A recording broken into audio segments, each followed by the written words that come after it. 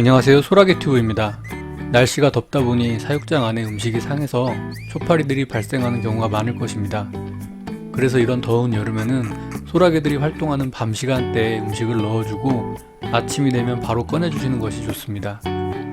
특히 과일이나 생고기, 야채 등의 생식은 아마 금방 상하게 될 것입니다. 소라게들에게 가장 좋은 음식은 생식입니다. 하지만 매일 소라게에게 부족한 영양분을 잘 기억해가며 주는 것도 절대 쉬운 일은 아닙니다.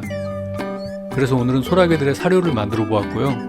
많은 분들이 따라 하셔도 될 정도로 난이도가 쉬운 편이니 한번 도전해 보시기 바랍니다.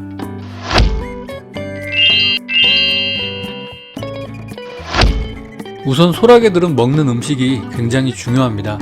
체내의 특정 영양분이 부족해지면 그만큼 데미지를 입고 그런 데미지들이 누적돼서 폐사로 이어질 수도 있기 때문인데요.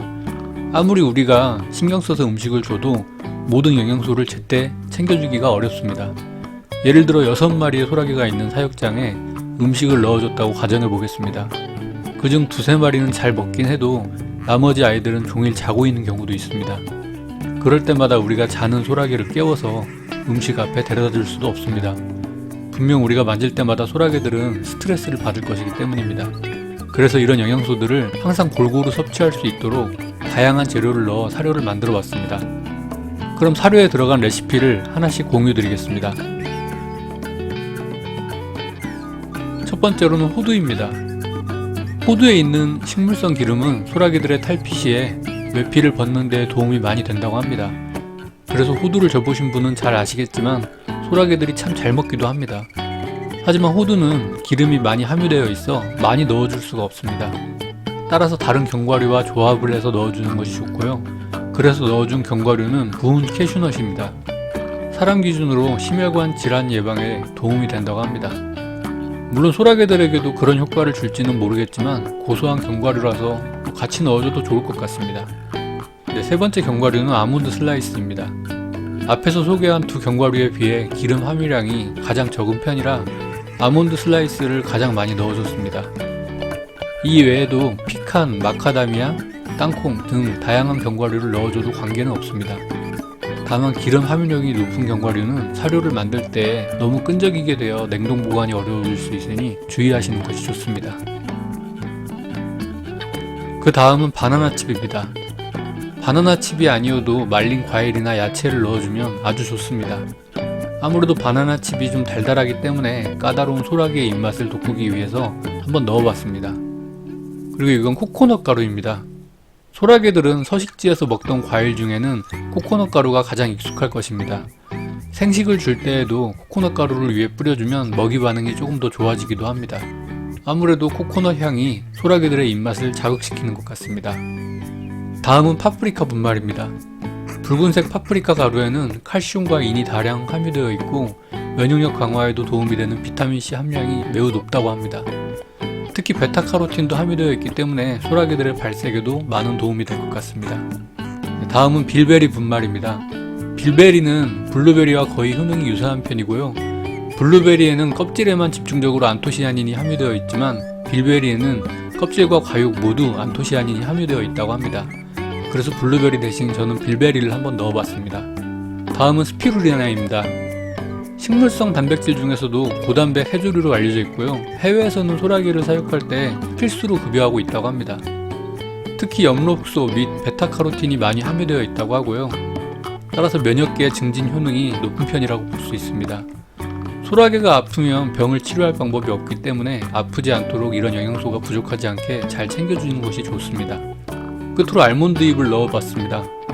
섬유질이 부족하지 않도록 같이 갈아서 넣어줬습니다. 섬유질은 소화 건강을 촉진시켜주는 영양소이기 때문에 항상 부족하지 않게 잘 챙겨주시는 것이 좋습니다.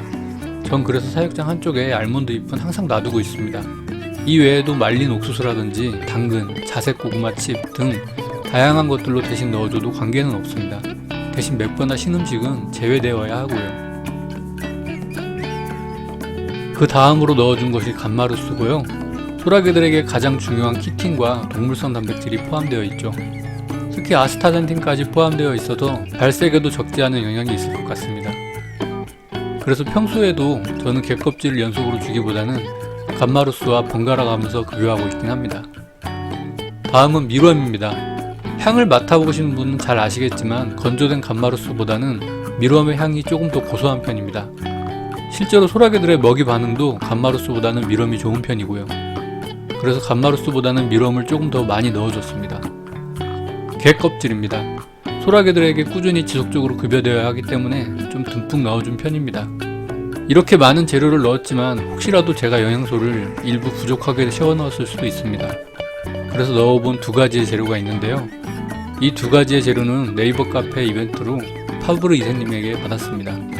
다시 한번 감사드립니다. 네, 크랩 사료입니다. 제가 직접 만든 사료 안에 넣은 성분에서도 분명 부족한 영양소가 있을 것이기 때문에 소량 넣어봤습니다. 그리고 이건 그린 샌드인데요. 그린 샌드는 바다 바닥의 독특한 위치에서 채굴된다고 합니다.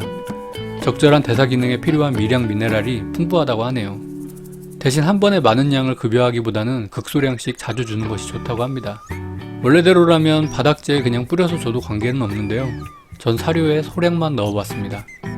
이렇게 재료들을 넣고 믹서기에 갈아서 사료를 만들어 봤는데요. 견과류의 양이 조금 많았는지 살짝 끈적이기는 합니다. 다음에 만들게 되면 말린 재료의 함유량을 좀 더 많이 늘려봐야 될 것 같습니다. 우선 이렇게 냉장고에 보관해가며 계속 줘보려고 합니다.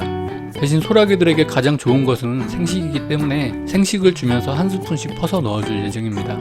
오늘은 이렇게 소라게들의 사료를 만드는 과정을 말씀드려 봤습니다.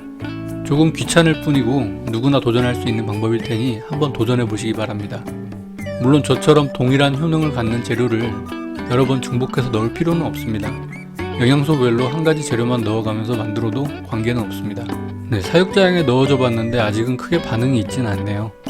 꾸준히 급여해가면서 반응을 살펴봐야 될 것 같습니다. 그럼 오늘 영상도 유익하셨다면 구독 부탁드리고요. 다음에도 더 유용한 정보로 찾아뵙겠습니다. 감사합니다.